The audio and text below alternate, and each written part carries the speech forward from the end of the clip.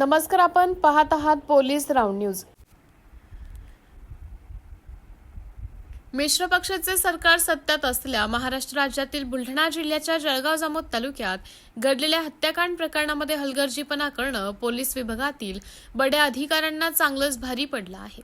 तत्कालीन स्थानिक गुन्हे शाखेचे पोलीस निरीक्षक सुनील अंबुलकर आणि जळगाव जामोदचे तपास अधिकारी पोलीस निरीक्षक नितीन पाटील यांना अमरावती पोलीस आयुक्तांनी निलंबित केलं आहे।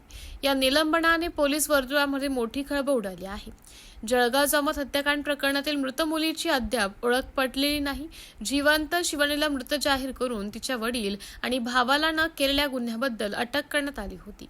त्यामुळे 2 पोलीस अधिकाऱ्यांसह 6 पोलिसांवर निलंबनाची कारवाई करण्यात आली आहे। स्थानिक गुन्हे शाखेचे पोलीस निरीक्षक सुनील अंबुलकर आणि जळगाव जामोद पोलीस ठाण्याचे पोलीस निरीक्षक नितीन पाटील यांना निलंबित करण्यात आले असले तरी मात्र या प्रकरणाशी संबंधित वरिष्ठ अधिकाऱ्यांवरती अजून कुठलीही कारवाई करण्यात आलेली नाही। तपासामध्ये मार्गदर्शन करणाऱ्या बुलढाणा पोलीस अधीक्षक आणि अप्पर पोलीस अधीक्षकांवरती कारवाई कधी होणार असा सवालही आता उपस्थित होत आहे।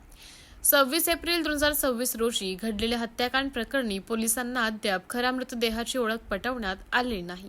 याच खोट्या गुन्ह्याच्या गुन्ह्यात जळगाव जामोद पोलिसांनी मध्य प्रदेशातील आदिवासी पिता पुत्राला अडकवण्याचा प्रयत्न केला होता। त्यांना गुन्हा कबूल करण्यासाठी जंगलात नेऊन जबर मारहाण करून संपूर्ण कुटुंबाला जेलमध्ये टाकण्याच्या धमक्या दिल्या होत्या। याच भीतीपोटी आदिवासी पिता पुत्राने खून केलेलं नसल्याचं खुनाचा गुन्हा कबूल केला होता। मात्र सुदैवानं ती मुलगी समोर आल्यानं बुलढाणा पोलिसांचा भांडाफोड झाला।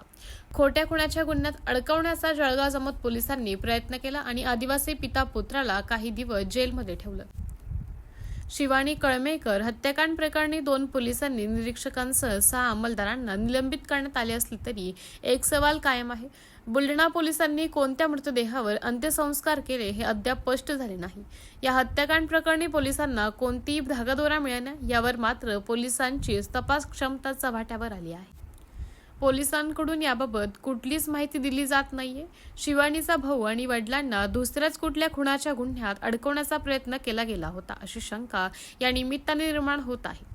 दरम्यान प्रकरणाची व्याप्ती आणि संवेदनशीलता बघता ही कारवाई थातूरमातूर आहे। या प्रकरणाचा तपास करण्यासाठी व माहिती घेण्यासाठी राज्याच्या पोलीस महासंचालकांनाच यावं लागतं असल्यानं हे प्रकरण अतिशय गंभीर वळणावर आहे। आपल्याच मुलीने केलेलं हत्या प्रकरणी मध्य प्रदेशातील आदिवासी पिता पुत्रांना डांबून ठेवलं होतं। या प्रकरणी पोलीस राऊंडने काही सवाल उपस्थित केले आहे।